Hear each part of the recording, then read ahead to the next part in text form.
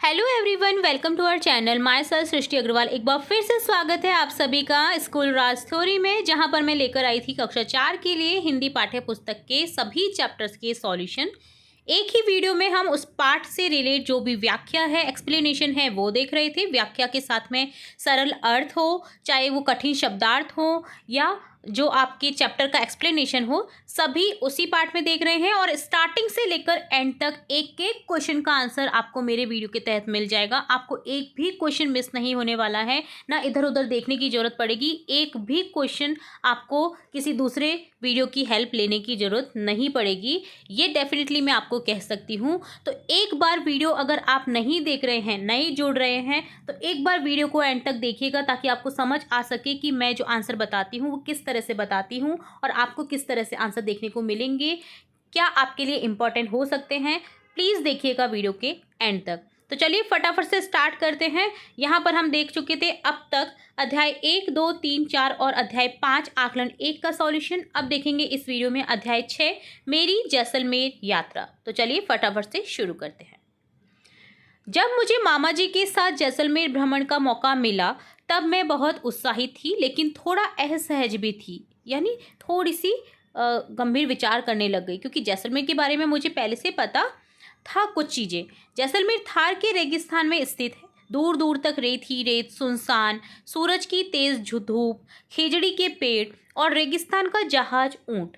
जैसलमेर पहुंचते ही यह समझ में आ गया कि यहाँ का वातावरण बाकी जगहों से बिल्कुल अलग है, सब तरफ एक जैसा और अद्भुत। तो आपको जब आप जैसलमेर विजिट करेंगे तो आपको एक जैसा रेत के टीले दिखाई देंगे। मैंने भी जैसलमेर विजिट किया है, काफ़ी रोमांचक सफ़र था हमारा। हम फर्स्ट टाइम ट्रेन से टिकट था हमारा।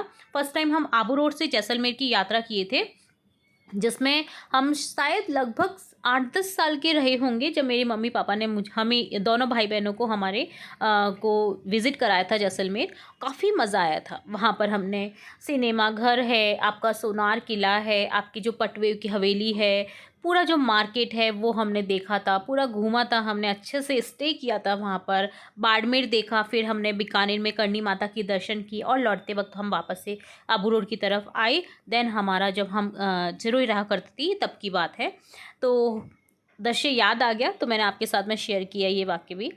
चलिए अब देखते हैं, आगे बढ़ते हैं इस चैप्टर में कि क्या कुछ कहा गया है।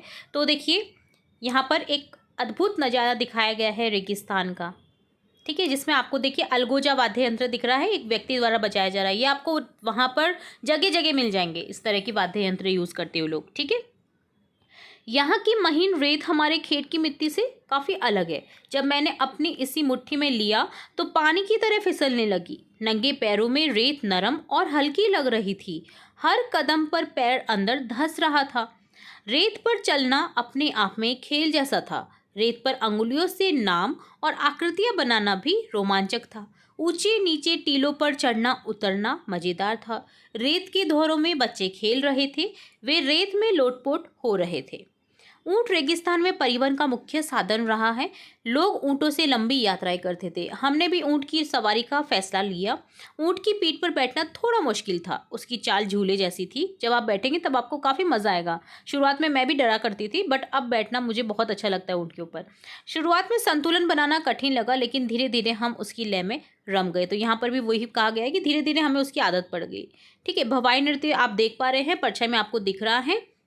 इकतारा बजाते हुए एक आदमी है, जो कि एक सामने जो नृत्य करती हुई महिला है उसके सामने बजा रहा है। नृत्य करती हुई महिला के ऊपर देखिए मटके दिखाई दे रहे हैं, जो कि एक भवाई नृत्य का प्रतीक है। ऊंट दिखाई दे रहा है आपको, बच्चे खेलते हुए नजर आ रहे हैं। तो ये पूरा रेगिस्तान का एक रोमांचक सफ़र का यहाँ पर चित्रण किया गया है। यहाँ सूरज ढलने के समय आकाश सुनहरे रंगों से भर जाता है। शाम को हमने जैसलमेर की लोक कला का आनंद लिया, जैसा कि आपको पीछे परछाई में दिखाई दे रहा है। हमने कालबेलिया नृत्य, मांड गायन, कठपुतली का खेल देखा। दूर से अलगोजा की धुन सुनाई दे रही थी। पधारो मारे देश हमारे राजस्थान का एक फेमस गीत है। केसरिया बालम आवो जी, पधारो मारे देश। ये वाली धुन आपको पूरे राजस्थान में हर जगह देखने को मिलेगी, खासकर आप जब मारवाड़ क्षेत्र में जाएंगे जैसलमेर की तरफ, वहाँ पर। यह संगीत बहुत अच्छा लग रहा था। जब आप इस गाने को सुनते हैं ना तो अपने आप में एक देशभक्ति की लय सी प्रवाहित हो जाती है, पता नहीं क्यों। मेरे अंदर तो हो जाती है, पता नहीं आपका। अगले दिन हमने जैसलमेर का किला देखा। इसे सोनारगढ़ किला भी कहा जाता है क्योंकि सूरज की रोशनी में यह सोने की तरह चमकता है। यह किला बहुत बड़ा और अनोखा है। यहाँ अब भी लोग रहते हैं। छोटे छोटे घर, दुकानें मंदिर किले के अंदर ही हैं। कुछ कारीगर हस्तशिल्प सामग्री, खिलौने और रंग बिरंगे कपड़े बेच रहे थे। पारंपरिक जूतियां बहुत आकर्षक लग रही थी। किले के ऊंचे बुर्ज पर, जो ऊंचा होता है एक किले पर, उसे बुर्ज कहा जाता है, तो ऊंचे बुर्ज पर खड़े होकर पूरा शहर दिखाई देता था। जब हम किले की छत से देखेंगे ना पूरा दृश्य, तो पूरा आपको जैसलमेर दिखाई देगा। वहाँ से दूर तक सुनहरी रेत फैली हुई थी। यहाँ का वातावरण बहुत मनमोहक था। तो देखिए इस तरह से यहाँ पर पूरा वर्णन करते हुए नज़र आ रहा है। देखिए चित्रण भी दिया गया है जो कि एक झील का है, जो कि है गड़ीसर झील। सोनार किला देखने के बाद में हम गड़ीसर झील गए। यह झील बहुत सुंदर लगी। पहले ये जैसलमेर के लोगों के लिए पानी का मुख्य स्रोत हुआ करती थी। झील के चारों ओर खूबसूरत मंदिर और छतरियाँ बनी हुई थी। इसके बाद हमने जैसलमेर की प्रसिद्ध हवेलियाँ देखी। ये हवेलियाँ बहुत सुंदर और विशाल हैं। पटवों की हवेली 5 अलग अलग हवेलियों का समूह है। इसकी जालीदार खिड़कियाँ सोने जैसी चमकती दीवारों की सुंदरता देखते ही बनती हैं। नथमल की हवेली को बहुत बारीकी से तराशा गया है। यहाँ के दरवाजे, खंभों की नक्काशी बहुत आकर्षक है। सालिम सिंह की हवेली की को मोर की गर्दन की तरह बनाया गया है। तो जो सालिम सिंह की हवेली है वो मोर की गर्दन की जैसी बनी हुई है। इन हवेलियों की कला बनावट ने मुझे काफ़ी प्रभावित किया क्योंकि ये हवेलियाँ बहुत विश्व प्रसिद्ध हैं। आप जब भी देखेंगे ना तो आपको एक बिल्कुल पुराने आप ज़माने में चले जाएंगे, जब जैसे लोग रहा करते होंगे पुराने ज़माने के जो अमीर घराने होते थे, तो उनसे रिलेट यहाँ पर आपको जीवन देखने को मिलेगा। यह यात्रा मेरे लिए बहुत खास थी। जब भी मैं जैसलमेर के बारे में सोचती हूँ, वहाँ की लोक कला, सोनार किले की भव्यता, हवेलियों की नक्काशी, गड़ीसर झील की यादें ताज़ा हो जाती हैं। जैसलमेर सिर्फ रेगिस्तान नहीं है, ये इतिहास, संस्कृति और कला का अद्भुत संगम है। तो यहाँ तो लेखिका बता रही हैं, बट एक्चुअल में जब भी मैंने इस लेसन को पढ़ा है तो मुझे भी पूरी जो यादें हैं मेरी जैसलमेर की यात्रा की, पूरी वो दिमाग में आ चुकी कि मैंने और मेरे भाई ने कैसी मस्ती की थी। हमने वहाँ पर एक हवाई जहाज़ भी देखा था, जो हमारी ज़िंदगी में शायद हमने पहली बार इतना क्लोज से हवाई जहाज़ देखा था जब हम बहुत छोटा रहा करते थे। अब तो हम हवाई जहाज़ से यात्रा भी करते हैं, बट पहले हमने जब पहली बार देखा था हवाई जहाज़ को तो काफ़ी रोमांचक लगा था। हम उसके अंदर भी झांक रहे थे, कैसा दिखता है, कैसे वो उड़ा करता होगा, तो हमने वो महसूस किया था।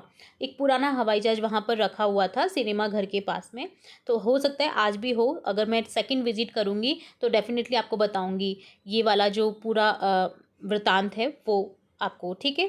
तो देखते हैं अब इसका पूरे चैप्टर का अभ्यास कार्य। तो ये तो बात हो गई जैसलमेर की यात्रा। अब देखेंगे अभ्यास कार्य। तो आओ बात करेंगे। यहाँ पर 7 क्वेश्चन दे रखे हैं, 7 क्वेश्चन। प्रत्येक क्वेश्चन का हम आंसर बारी बारी से देखेंगे। प्रथम क्वेश्चन देखेंगे हम, प्रश्न संख्या 1। जैसलमेर के जिले को सोनारगढ़ क्यों कहा जाता है? जैसलमेर का किला पीले रंग की बलुआ पत्थर से बना है। जब सूरज की किरणें इस पर पड़ती हैं तो ये सोने जैसा चमकता है, इसलिए इसे सोनारगढ़ अर्थात सोने का किला कहा जाता है। गड़ीसर झील जैसलमेर के लिए क्यों प्रसिद्ध है, क्यों खास है? गड़ीसर झील जैसलमेर के लिए लोगों के लिए पानी का मुख्य स्रोत है। झील के चारों ओर खूबसूरत मंदिर और छतरियां बनी हैं जो इसे एक ऐतिहासिक और पर्यटन स्थल बनाती हैं। प्रश्न संख्या 3 है, जैसलमेर की हवेलियां किस लिए प्रसिद्ध हैं? तो जैसलमेर की हवेलियां अपनी सुंदर नक्काशी, जालीदार खिड़कियों और भव्य निर्माण के लिए प्रसिद्ध है। ये हवेलियां जैसलमेर की कला, संस्कृति और स्थापत्य का अद्भुत उदाहरण है। प्रश्न संख्या 4 है, अगर आप जैसलमेर जाते तो वहां सबसे पहले क्या करना पसंद करते और क्यों? अगर मैं जैसलमेर जाती तो सबसे पहले सोनार किला देखना पसंद करती क्योंकि यह ऐतिहासिक, भव्य और सुनहरे पत्थरों से बना हुआ है। क्या आपने कभी पारंपरिक लोक नृत्य या लोक संगीत देखा है या सुना है? यदि हाँ तो कैसा लगा? हाँ, मैंने पारंपरिक लोक नृत्य और लोक संगीत देखा और सुना है। ये एक बहुत ही मनभावन, रंग बिरंगा और सांस्कृतिक आनंद से भरपूर अनुभव था, जिसमें संगीत की मधुरता और नृत्य का उत्साह दोनों शामिल थे। प्रश्न संख्या 6 है, रेत की धोरों पर ऊंट आराम से कैसे चल पाता होगा। ऊंट रेत की धोरों पर आराम से चल पाता है क्योंकि उसके पैरों के नीचे चौड़े और गद्दीदार पंजे होते हैं। ये पंजे रेत में धंसते नहीं हैं, जिससे ऊंट को संतुलन बनाने और आसानी से चलने में मदद मिलती है। प्रश्न संख्या 7 है, यदि आपके पास जादुई कालीन आ जाए तो अपनी कक्षा के साथियों को उस पर बिठाकर कहाँ की सैर करवाना चाहोगे। तो मैं अपनी कक्षा के साथियों को झीलों की नगरी उदयपुर या गुलाबी नगर जयपुर की सैर करवाना चाहूँगी या चाहूँगा, क्योंकि ये भी जैसलमेर जैसे ही प्रसिद्ध नगर हैं। अगला है सोचो और लिखो, जिसमें आपका सबसे पहले क्वेश्चन है विकल्पों में से सही उत्तर देना। पाठ में किस नृत्य की चर्चा की गई है। तो यहाँ पर ऑप्शन करेक्ट हो जाएगा, ऑप्शन 4 में से देखिए आपको ऑप्शन करेक्ट करना है, तो ऑप्शन द करेक्ट हो जाएगा, कालबेलिया नृत्य। जैसलमेर की किस हवेली को मोर की गर्दन की तरह बनाया गया है। सालिम सिंह की हवेली, तो ऑप्शन अ करेक्ट हो जाएगा। रिक्त स्थानों की पूर्ति कीजिए। रेत पर अंगुलियों से नाम और आकृतियां बनाना रोमांचक था, क्योंकि ये सेंटेंस दिए गए हैं आपके चैप्टर में से ही लिए गए हैं। किले के ऊंचे बुर्ज पर खड़े होकर पूरा शहर दिखाई देता था। सोनार किला देखने के बाद हम गड़ीसर झील गए। असत्य और सत्य बताना है। पटुओं की हवेली 5 अलग अलग हवेलियों का समूह है, सत्य है, यानी सही है। नंगे पैरों से रेत गर्म और भारी लग रही थी, नहीं हल्की लग रही थी, तो ऑप्शन करेक्ट हो जाएगा यहाँ पर असत्य। ठीक है, क्योंकि ये गलत है तो असत्य लिख देंगे। ऊंट रेगिस्तान में परिवहन का मुख्य साधन रहा है, ये भी सत्य है, सही है।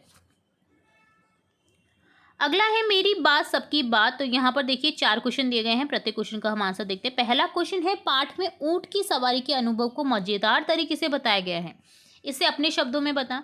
तो लेखिका ने ऊंट की सवारी का अनुभव साझा किया है, जिसमें शुरुआत में ऊंट की पीठ पर बैठना थोड़ा मुश्किल लगा।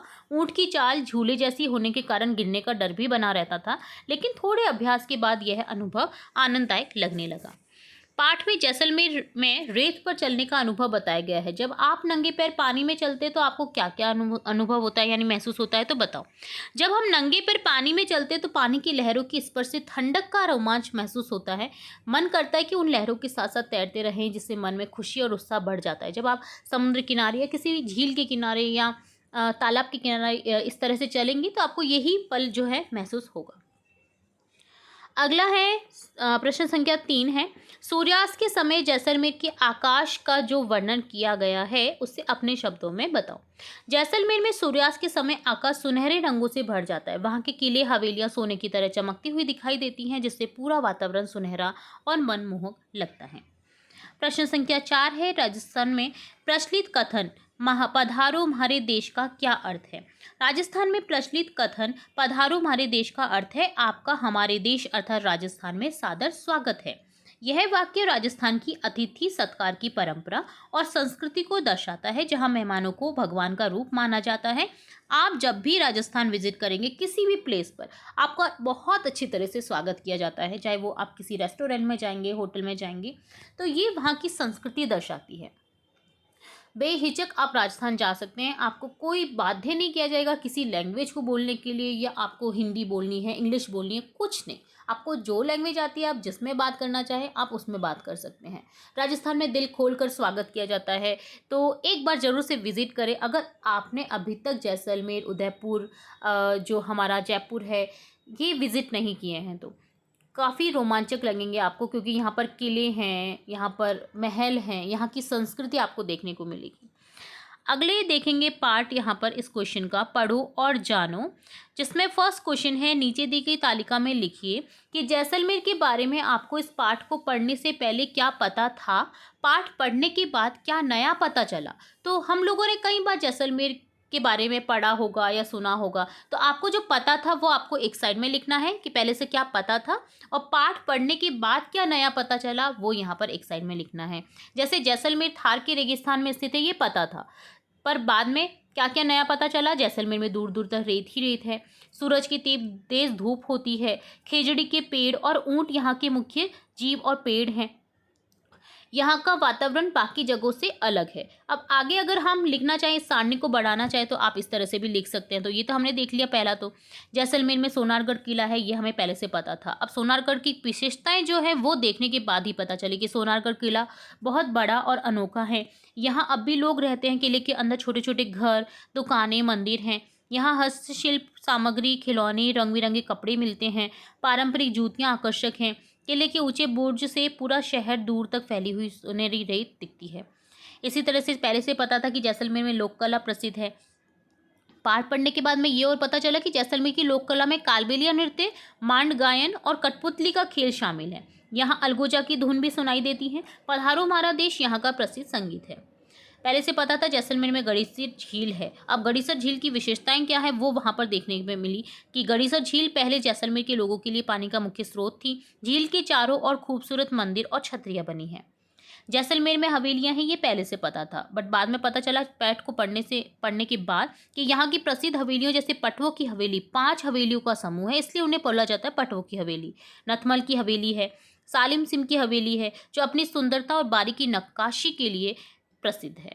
तो इस तरह से यहाँ पर आप लिख सकते हैं पहले से जो पता था या पाठ के पढ़ने के बाद में आपको क्या नया पता चला, वो सभी चीज़ें। अगला सेकंड क्वेश्चन है, यात्रा में आपको सबसे अच्छा क्या लगा और क्यों? मुझे जैसलमेर की लोक कला का अनुभव सबसे अच्छा लगा क्योंकि कालबेलिया नृत्य, मांड गायन और कठपुतली का खेल बहुत मनोरंजक थे। पधारो हमारे देश की धुन बहुत मनमोहक थी। अगला थर्ड क्वेश्चन है, जैसलमेर की लोक कला में कालबेलिया नृत्य और मांड गायन बहुत प्रसिद्ध है। आप अपने शिक्षक या परिजनों की मदद से जानकारी प्राप्त कर तालिका में इनके बारे में लिखें। तो जो जो जानकारी आपके शिक्षक के थ्रू या आपके पेरेंट्स के थ्रू मिले वो आपको यहाँ पर लिखनी है। तो चलिए मैं बता देती हूँ आपको इसका आंसर। मांड गायन, जिसकी विशेषता है, मांड गायन राजस्थान का एक शास्त्रीय लोक संगीत है। यह गायन मुख्य रूप से राजस्थानी लोक कथाओं और वीर गाथाओं पर आधारित होते हैं। जो यहाँ के लोक देवता हुए, जो वीर गाथाएं हुई महाराणा प्रताप जैसे, राणा सांगा की, तो ये आपको उनके गीतों में सुनाई देगा। ठीक है, मांड गायन में। इसी तरह से यहाँ पे जो प्रेम कहानी हुई पुरानी, उनके बारे में भी आपको मांड गायन में देखने और सुनने को मिलेगा। इसमें सारंगी, ढोलक, हारमोनियम आदि वाद्य यंत्रों का प्रयोग किया जाता है। पधारो हमारे देश एक प्रसिद्ध मांड गीत है, तो आपने सुना ही होगा, मैंने आपको पाठ के साथ साथ में सुनाया ही है। केसरिया बालम आवो ने पधारो हमारे देश, जिसमें एक पत्नी के द्वारा अपने पति यानी बालम को बुलाया जा रहा है कि आ जाओ हमारे देश में, क्योंकि जो उसका पति है वो बाहर विदेश में कमाने के लिए गया हुआ है और वो किस तरह से बुला रही है इस गीत में आपको देखने को मिलेगा। तो किसी न किसी गाथा के रूप में इस जो पूरा मांड गायन होता है इसमें बताया जाता है। ठीक है, अब कालबेलिया नृत्य की बात करें तो कालबेलिया नृत्य राजस्थान का प्रसिद्ध लोक नृत्य है। यह नृत्य कालबेलिया जनजाति की महिलाओं द्वारा किया जाता है। इसमें नर्तकियां काले रंग के घाघरा चोली पहनती है और सांप जैसी चाल चलती हैं। यह नृत्य यूनेस्को की अमूर्त सांस्कृतिक विरासत सूची में शामिल है। आपने कालबेलिया नृत्य के बारे में काफ़ी कुछ सुना होगा, जो इसकी नर्तकी है उसके बारे में भी सुना होगा, जिन्होंने इस नृत्य को पूरा विश्व में प्रसिद्ध कर दिया था। तो ये वही नृत्य है जहाँ पर आपको देखने को मिलता है राजस्थान की संस्कृति को। अगर राजस्थान को कहीं और किसी राज्य में रिप्रेजेंट किया जाता है तो कालबेलिया नृत्य डेफिनेटली आपको देखने को मिलेगा।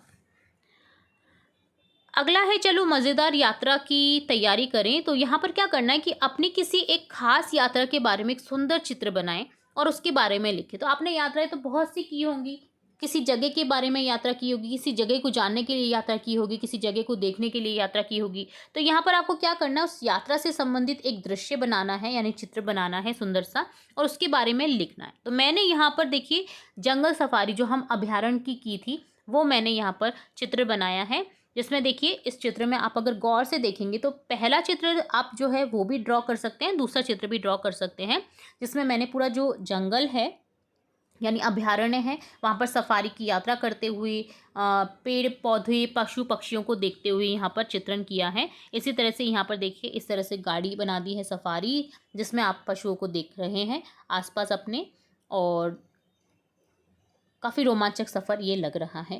तो अब इसके बारे में मैं लिखना चाहूँगी, जैसे पिछली गर्मियों में मैं और मेरा परिवार सुंदरवन वन्यजीव अभ्यारण्य गया, जो एक अविस्मरणीय अनुभव था। मौसम सुहावना था और हम घनी मैंग्रोव जंगलों के बीच एक आरामदायक लॉज में ठहरे थे। सूर्योदय के समय का नज़ारा मनमोहक था। जब आसमान सुनहरा हो जाता था और पानी से धुंध उड़ती थी, हमने एक रोमांचक सफारी का आनंद लिया और चित्तीदार हिरन मतलब चकते होते हैं जिसपे हिरन पे, जंगली सुअर, रंग बिरंगे पक्षी जैसे जानवरों को देखा। हवा पक्षियों की चहचहाट, दूर से आती जानवरों की आवाज़ से गूंज रही थी। इस समृद्ध वनस्पति जीव जंतु से भरे शांत वातावरण ने इस यात्रा को वाकई यादगार बना दिया, जिससे प्रकृति के प्रति मेरे मन में विस्मय और गहरा सम्मान पैदा हुआ। कितनी सुंदर है प्रकृति। ठीक है, अब देखिए यहाँ पर यात्रा का चित्र जो बनाया है, तो आपको बताना है कि आपने कौन कौन सी जानकारी यहाँ पर दी है। जैसे उस जगह का नाम, स्थान, ऐतिहासिक या सांस्कृतिक महत्व, वहाँ पहुँचने का तरीका लिखा है। जी हाँ, लिखा है। यात्रा के दौरान महसूस की गई भावनाएं, रोचक घटनाएं, अपने नज़रिए से खास बातें लिखी हैं। जी हाँ, लिखी हैं। वहाँ के मौसम, नज़ारों, इमारतों, लोगों, खान पान या लोक कला जो भी आपने देखा है उसके बारे में लिखा है, तो वो भी लिखा है। घूमने लायक स्थान, प्रसिद्ध मंदिर, किले, बाजार के बारे में लिखा है। जी हाँ, वो भी लिखा है। यहाँ पर आप कोई भी स्थान के बारे में भी लिख सकते हैं, जैसे उदयपुर नगरी का विजिट किया, तो वो भी आप चित्र बना करके लिख सकते थे। लेखन में अपनी भावनाएं, संवाद शैली, आकर्षक शैली रखी है, तो ये भी रखी है। अब आपको क्या करना है, जो लिखा है उसके नीचे आपको दे रखा है, अपनी यात्रा लेखन की जांच स्वयं करके किसी एक वाक्य के आगे सही का निशान लगाएं कि आपने जो लेखन किया है पूरी तरह से सही या रोचक है, अधिकतर सही है, थोड़े सुधार की ज़रूरत है, ना तो सही है ना गलत, कुछ सुधार आवश्यक है, काफ़ी हद तक गलत है लेकिन सुधारा जा सकता है, पूरी तरह गलत है, फिर से सोचना चाहिए। तो यहाँ पर पूरी तरह से सही और रोचक मैंने यहाँ पर अपनी यात्रा का वर्णन किया है, तो मैं यहाँ पर इस पर टिक कर दूँगी। और आपको भी इसी तरह से वर्णन करके चित्र बनाना है। तो ये होता है आपका मज़ेदार यात्रा के बारे में क्वेश्चन। ये क्वेश्चन ना अभी तक पूरे चैनल के थ्रू मैं आपको बता रही हूँ कि अभी तक इससे पहले किसी भी वीडियो में नहीं मिलने वाला आपको ये क्वेश्चन का आंसर। किसी ने भी अगर डाल दिया होगा, वैसे तो ये चैप्टर पढ़ाया ही नहीं है, अगर चैप्टर किसी ने पढ़ाया भी होगा तो इस क्वेश्चन का आंसर आपको अभी तक देखने को नहीं मिलेगा। ये मैंने ही अपने हिसाब से आपको आंसर बताने की कोशिश की है, जिसमें आपको फटाफट से आंसर मिल जाए और चित्रण कर सकें, आपका टाइम वेस्ट ना हो। ठीक है, तो काफ़ी मेहनत लगती है, इसके लिए आपको वीडियो को लाइक करना ज़रूर बनता है। ठीक है, चलिए आगे बढ़ते हैं। आगे देखेंगे, माना कि आपको अपने घर से जैसलमेर जाना है। ठीक है, आप जहाँ भी रहते हैं, आप सिरोही रहते हैं, जालोर रहते हैं, जयपुर रहते हैं, उदयपुर रहते हैं, आपको वहाँ से जैसलमेर जाना है, तो आप किसकी मदद लेंगे? गूगल मैप की। गूगल मैप की मदद से अपनी यात्रा का रोड मैप बनाएं। ठीक है, आपको रोड मैप बनाना है और जिसमें आपको आने वाले ज़िले, जो जो ज़िले पड़ रहे हैं, जैसे मैं जैसलमेर से जयपुर से यात्रा करूँगी तो कौन कौन से ज़िले पड़ेंगे वो लिखने हैं। प्रमुख स्थान बताने, कौन कौन से स्थान पड़ने वाले हैं बीच में, मंदिर कौन कौन से पड़ने वाले हैं, वो आपको मैप के थ्रू दिखाना है। तो मैं आपको मैप दिखाती हूँ। मैं जयपुर रहती हूँ, तो जयपुर से अगर जैसलमेर की यात्रा करूँगी तो देखिए कौन कौन से ज़िले पड़ेंगे, तो आप देख पा रहे हैं इस मैप के थ्रू। ठीक है, जैसे यहाँ पर 3 रास्ते हैं जैसलमेर जाने के, तो फर्स्ट जो है सबसे गहरा वाला, मैं उससे जाना पसंद करूँगी क्योंकि वो मेरे क्लोज़ रहेगा सबसे, जिसमें मुझे 10 घंटे 27 मिनट लगेंगे। अगर मैं कैब से जाती हूँ तो रुपए भी दे रखे हैं यहाँ पर, किसकी जगह के कितने रुपए लगेंगे। तो देखिए फलौदी पड़ेगा, रामदेवरा पड़ेगा, रामदेवरा मंदिर पड़ेगा जिसके मैं दर्शन कर सकती हूँ। ठीक है, तो ये ज़िले यहाँ पर पड़ रहे हैं, वो आप देख पा रहे हैं। ठीक है, तो इस तरह से आपको एक रोड मैप तैयार करना है। अपने गूगल मैप को खोलिए और आप सर्च करिए, वहाँ से जब आपको रास्ता दिखेगा तो आपको उसे बनाना है। उसके बीच में क्या क्या ज़िले पड़ रहे हैं वो लिखने हैं, मंदिर पड़ रहे हैं वो लिखने हैं, क्या क्या स्थान पड़ रहे हैं वो लिखने हैं। ठीक है, तो ये डन होता है। ये क्वेश्चन का भी आंसर आपको पूरे यूट्यूब पर अभी तक नहीं मिलेगा। हाँ, मेरे बाद में आपको इसका आंसर मिल सकता है। ठीक है, पर मैं इधर बेहिचक कह सकती हूँ कि इसका आंसर तो मैंने ही पहली बार दिया है पूरे यूट्यूब पर, इसका भी आंसर और इसका भी आंसर। ठीक है, दोनों क्वेश्चन का आंसर। अगला देखेंगे, यहाँ पर नीचे दी गई पंक्तियाँ पढ़कर चलो मज़ेदार प्रश्न बनाते हैं। जैसलमेर की पटोगी हवेली 5 अलग अलग हवेलियों का समूह है। इनकी जालीदार खिड़कियाँ और सोने जैसी चमकती दीवारों की सुंदरता देखते ही बनती है। तो जैसलमेर में पटोगी हवेली की बात की गई थी, चैप्टर में भी बताया गया, हमने भी पढ़ लिया कि कैसे कैसे हुई है, क्या क्या उनकी खासियत है। तो अब प्रश्न बना रहे हैं इससे, जैसे पटोगी हवेली कहाँ है? जैसलमेर में। 5 हवेली के समूह को क्या कहा जाता है? पटोगी हवेली। पटवों की हवेली की विशेषताएं क्या हैं? जालीदार खिड़कियां, सोने जैसी चमकती दीवार की सुंदरता।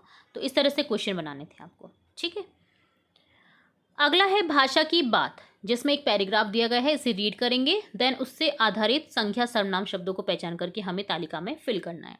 जैसलमेर एक सुंदर शहर है, यह राजस्थान में स्थित है। मैंने अपने दोस्तों के साथ जैसलमेर का किला देखा, वह बहुत भव्य था। हमारे मार्गदर्शक ने हमें बताया, जो गाइड होता है उसने बताया कि यह किला बहुत पुराना है। ऊँटों की सवारी करना हमें बहुत अच्छा लगा। जब हम रेगिस्तान में घूम रहे थे तब रेत बहुत गर्म थी। शाम को सूर्यास्त का नज़ारा देखने को मिला। वहाँ के संगीत नृत्य ने हमें मंत्रमुग्ध कर दिया। अब गद्यांश में आए हुए संज्ञा और सर्वनाम शब्दों को पहचान कर आपको सारणी में लिखना है। संज्ञा शब्द क्या होते हैं, पहले तो मैं आपको बता दूं कि संज्ञा शब्द होते हैं किसी भी वस्तु का नाम, किसी जगह का नाम, जो भी आप देख रहे हैं अगर उसका नाम है तो वो संज्ञा शब्द है।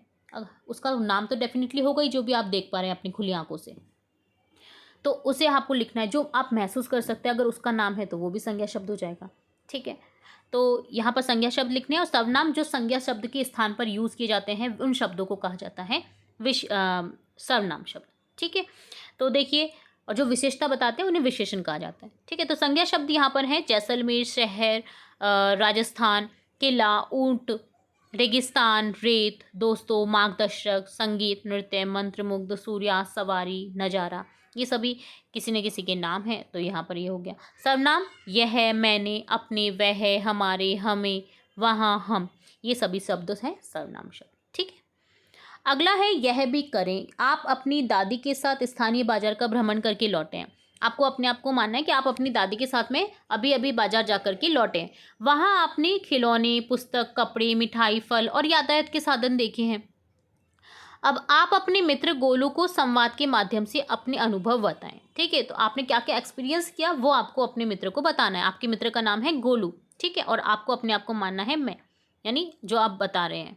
तो देखिए, गोलू, अरे अमित, आज तुम अपनी दादी के साथ बाजार गए थे। आपका नाम क्या मानना है आपको? अमित। ठीक है, तो गोलू पूछ रहा है कि अरे अमित, आज तुम दादी के साथ बाजार गए थे, तो बताओ वहाँ तुमने क्या क्या देखा और कैसा लगा। तो मैं यानी अमित बोल रहा हूँ, तो ओह बहुत अच्छा लगा, वहाँ मैंने बोलने वाला रोबोट देखा। तो गोलू बोलते बाजार में अपने खेलने के कौन कौन से खिलौने थे। तो मैं बोलूँगा बुद्ध, गैर बल्ला, रिंग बॉल, टेनिस, लूडो, शतरंज आदि थे। गोलू बोलता है पुस्तक बाजार से क्या क्या लाए, क्योंकि पुस्तक बाजार भी गया था वो। तो देखिए, पुस्तक बाजार से वो क्या क्या लाया, तो वो बोल रहा है पाठ्य पुस्तकें, उत्तर पुस्तिकाएं एवं स्टेशनरी लाया हूँ। गोलू बोलता है विद्यालय की ड्रेस भी लाए हो क्या? मैं नहीं, कल पिताजी के साथ जाकर लाऊंगा। गोलू बोलता है तुमने यातायात के कौन से साधन देखे? मैंने दुपहिया, चौपहिया, auto rickshaw, e rickshaw, car, bus आदि वाहन देखे हैं। दोनों मुस्कुराते हुए दादी के साथ मेले जाने की योजना बनाते हैं। तो इस तरह से आपको संवाद को पूरा करना था। इजी संवाद है, आपको इस तरह से ही इसे कंप्लीट करके लिखना है। ठीक है,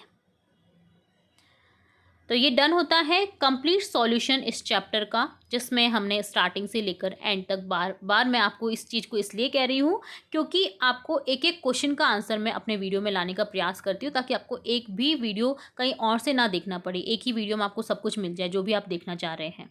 ठीक है, तो डन होता है आपका अध्याय 6 मेरी जैसलमेर यात्रा, जिसमें हमने चैप्टर के एक्सप्लेनेशन के साथ में पूरा अभ्यास कार्य देखा है।